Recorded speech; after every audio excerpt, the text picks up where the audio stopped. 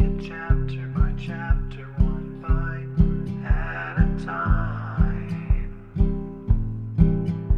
So many adventures and mountains we can climb. Take it word for word, line by line, one bite at a time.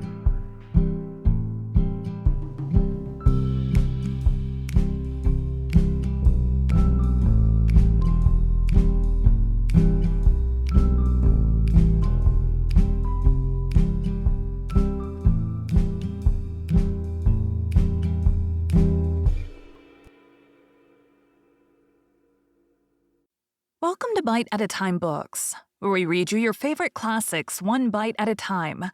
My name is Bree Carlile, and I love to read, and wanted to share my passion with listeners like you. If you want to know what's coming next and vote on upcoming books, sign up for our newsletter at biteatatimebooks.com. You'll also find our new t-shirts in the shop, including podcast shirts and quote shirts from your favorite classic novels. Be sure to follow my show on your favorite podcast platform so you get all the new episodes. You can find most of our links in the show notes. But also our website, biteatatimebooks.com, includes all of the links for our show, including to our Patreon to support the show, and YouTube, where we have special behind the narration of the episodes. We're part of the Bite at a Time Books Productions Network. If you'd also like to hear what inspired your favorite classic authors to write their novels, and what was going on in the world at the time, check out the Bite at a Time Books Behind the Story podcast, wherever you listen to podcasts.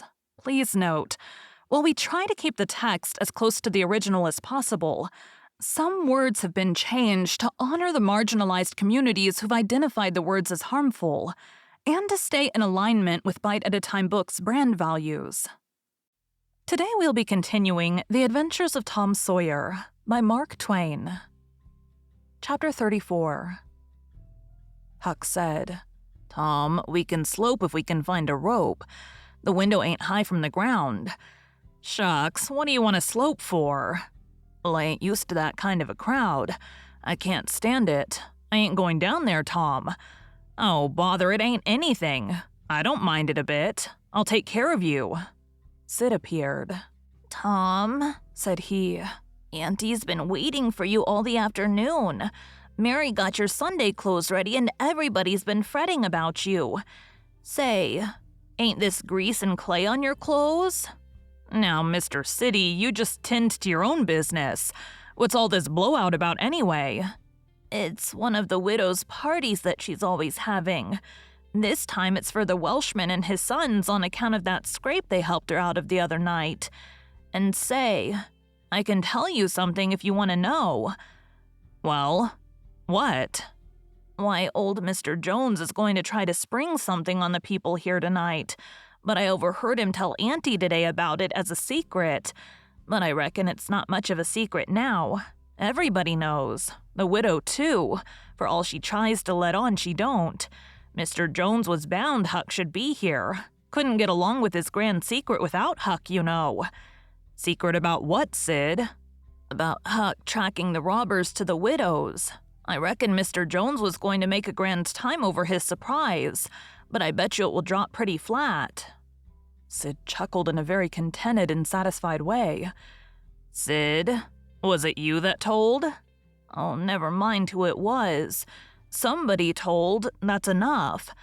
"Sid, there's only one person in this town mean enough to do that, and that's you.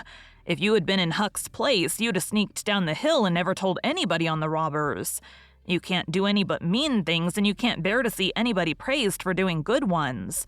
There, no thanks, as the widow says." And Tom cuffed Sid's ears and helped him to the door with several kicks. "Now go and tell Auntie if you dare, and tomorrow you'll catch it."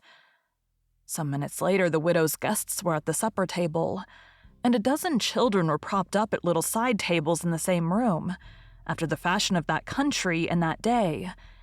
At the proper time, Mr. Jones made his little speech, in which he thanked the widow for the honor she was doing himself and his sons, but said that there was another person whose modesty, and so forth and so on. He sprung his secret about Huck's share in the adventure in the finest dramatic manner he was master of. But the surprise it occasioned was largely counterfeit, and not as glamorous and effusive as it might have been under happier circumstances. However, the widow made a pretty fair show of astonishment, and heaped so many compliments and so much gratitude upon Huck that he almost forgot the nearly intolerable discomfort of his new clothes, and the entirely intolerable discomfort of being set up as a target for everybody's gaze and everybody's laudations. The widow said she meant to give Huck a home under her roof and have him educated, and that when she could spare the money, she would start him in business in a modest way. Tom's chance was come. He said, "Huck don't need it. Huck's rich." Nothing but a heavy strain upon the good manners of the company kept back the due and proper complimentary laugh at this pleasant joke. But the silence was a little awkward. Tom broke it. "Huck's got money. Maybe you don't believe it, but he's got lots of it. Oh, you needn't smile. I reckon I can show you. You just wait a minute." Tom ran out of doors. The company looked at each other with a perplexed interest, and inquiringly at Huck, who was tongue-tied.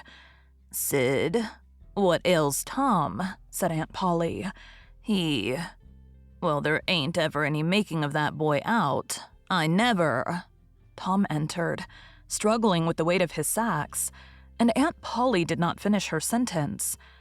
Tom poured the massive yellow coin upon the table and said, "There. What did I tell you? Half of it's Huck's and half of it's mine." The spectacle took the general breath away.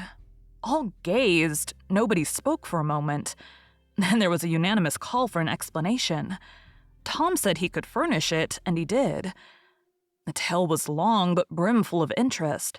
There was scarcely an interruption from anyone to break the charm of its flow. When he had finished, Mr. Jones said, "I thought I'd fixed up a little surprise for this occasion, but it don't amount to anything now. This one makes it seem mighty small, I'm willing to allow." The money was counted. The sum amounted to a little over $12,000. It was more than anyone present had ever seen at one time before, though several persons were there who were worth considerably more than it in property. Thank you for joining Bite at a Time Books today, while we read a bite of one of your favorite classics. Again, my name is Bree Carlile, and I hope you come back tomorrow when we finish The Adventures of Tom Sawyer. Don't forget to sign up for our newsletter at biteatatimebooks.com and check out the shop. You can check out the show notes or our website, biteatatimebooks.com, for the rest of the links for our show. We'd love to hear from you on social media as well.